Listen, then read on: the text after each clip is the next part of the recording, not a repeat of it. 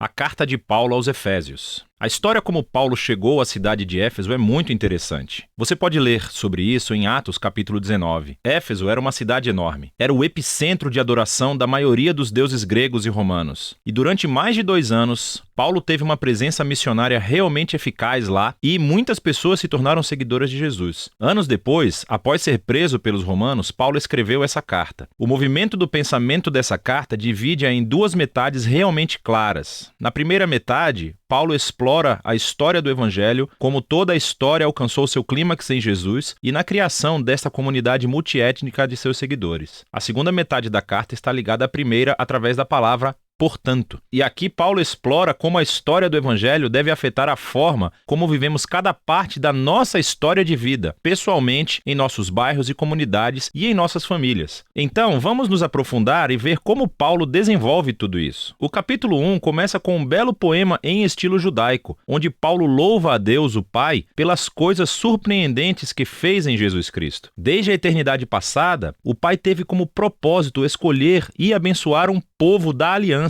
Pense aqui na família de Abraão, em Gênesis, capítulo 12, versículos 1 a 3. E agora, através de Jesus, qualquer pessoa pode ser adotada nessa família. A morte de Jesus cobre os nossos piores pecados, os nossos piores fracassos, e em Jesus encontramos a graça de Deus. Na verdade, Paulo diz que essa graça abriu um modo totalmente novo de entendermos cada parte de nossas vidas. Ele diz no capítulo 1, verso 10, que o propósito de Deus era unificar todas as coisas no céu e na terra sob Cristo, que é um título que significa Messias. O plano de Deus sempre foi ter uma enorme família de seres humanos restaurados, unidos em Jesus, o Messias. Esse propósito divino se tornou claro, diz Paulo, quando fomos primeiramente transformados naquela família. E aqui ele está se referindo aos judeus étnicos e à família de Abraão. Mas então Paulo fala sobre vocês, e aqui ele quer dizer não-judeus. Todos vocês ouviram sobre Jesus e a salvação através dele, e foram trazidos para essa família pela obra do Espírito Santo. E assim, aqui, ele está se referindo aos eventos relatados nas histórias dos Atos, sobre como o Espírito de Deus reuniu judeus e não-judeus em uma única família em Jesus, tal como Deus prometeu a Abraão há muito tempo atrás. Note também como, nesse poema, Paulo começa falando sobre Deus o Pai, e depois sobre Jesus o Filho, e aqui no final sobre o Espírito. Os 3 trabalham juntos quando Paulo conta a história do Evangelho. É muito legal. Depois do poema, Paulo responde com uma oração. Ele ora para que esses seguidores de Jesus não apenas conheçam, mas experimentem pessoalmente o poder do Evangelho. Que eles sejam energizados pelo mesmo poder que ressuscitou Jesus dos mortos e o colocou como a cabeça exaltada de todo o mundo. Agora, no capítulo 2, Paulo retrocede e desenvolve algumas ideias-chave do poema do capítulo 1, especialmente sobre a graça de Deus e essa nova família multiétnica de Jesus. Ele começa recontando a história de como esses cristãos não-judeus conheceram Jesus. Antes de ouvir sobre Jesus, eles estavam fisicamente vivos, mas estavam espiritualmente mortos. Eles estavam presos em uma vida de egoísmo e sem propósito, e estavam sendo enganados pelas forças espirituais do mal. Mas, surpreendentemente, Deus, em seu grande amor e misericórdia, os salvou. Ele perdoou todos os seus pecados e juntou as suas vidas à vida de ressurreição de Jesus, e ele também os trouxe de volta à vida. E agora, tendo sido criados como novos seres humanos através de Jesus, eles têm a alegria de descobrir todos os novos chamados, propósitos e tarefas que Deus colocou diante deles. Eles não só foram presenteados com a graça de Deus, como também foram convidados para uma nova família. Antes de ouvir sobre Jesus, esses não-judeus não estavam apenas afastados de Deus, eles estavam separados do seu povo da aliança, da família de Abraão. E por uma razão muito prática, os mandamentos da aliança do Sinai formavam uma linha divisória ao redor dessa família. Eles eram como uma barreira que mantinha a maioria dos não-judeus afastados. Mas em Jesus, as leis da Torá foram cumpridas e a barreira foi removida. Os 2 grupos étnicos se tornam, como Paulo afirma, uma nova humanidade unificada, capaz de viver em paz. Então, Paulo continua no capítulo 3 a se maravilhar com o papel único que ele teve de espalhar essa boa notícia para o povo não-judeu. E mesmo estando na prisão, ele agradece a Deus pela chance que teve de ver essa família da aliança crescer tanto. Então, Paulo termina a primeira metade da carta com outra oração. Dessa vez, ele ora para que os seguidores de Jesus sejam fortalecidos pelo Espírito de Deus para simplesmente compreender e entender o amor que Cristo tem pelo seu povo. A segunda metade da carta começa com Paulo mudando de ritmo, e ele começa a desafiar o leitor a responder à história do Evangelho pela maneira como vive a sua própria história de vida. Então ele começa no capítulo 4 com a vida cotidiana da igreja. A igreja é uma grande família com muitos tipos diferentes de pessoas, mas ele enfatiza que eles são um, e um é a palavra-chave nesse capítulo. Eles são um corpo que é unificado por um espírito. Eles têm um só Senhor com uma fé. Eles têm um batismo. Eles acreditam em um Deus. Isso é muita união. No entanto, diz Paulo, a unidade não é a mesma coisa que uniformidade. Ele continua a explorar como a nova família de Jesus consiste em muitos tipos de pessoas muito diferentes, mas todos são capacitados pelo único Espírito Santo, cada um usando seus talentos e paixões únicas para servir e amar uns aos outros e para edificar a igreja. E aqui ele usa duas metáforas muito legais. Uma é a construção da igreja como um novo templo, e a segunda é que todos estão se tornando uma nova humanidade, com Jesus como a cabeça. E essa nova humanidade é uma metáfora que ele vai usar nos próximos capítulos. Paulo desafia todo cristão a retirar a sua velha humanidade como um conjunto de roupas velhas e a revestir-se de sua nova humanidade na qual a imagem de Deus está sendo restaurada. E ele então segue para essa longa sessão onde ele compara a humanidade nova e velha. Então, em vez de mentir, novos humanos falam a verdade. Em vez de guardar raiva, eles resolvem seus conflitos pacificamente. Em vez de roubar, os novos seres humanos são generosos. Em vez de fofocar, eles encorajam as pessoas com suas palavras. Em vez de se vingar, os novos seres humanos perdoam. Em vez de gratificar todo o impulso sexual, os novos seres humanos cultivam o autocontrole de seus desejos corporais. Em vez de ficar bêbados, os novos seres humanos vivem sob a influência do Espírito de Deus. E ele explica como era essa influência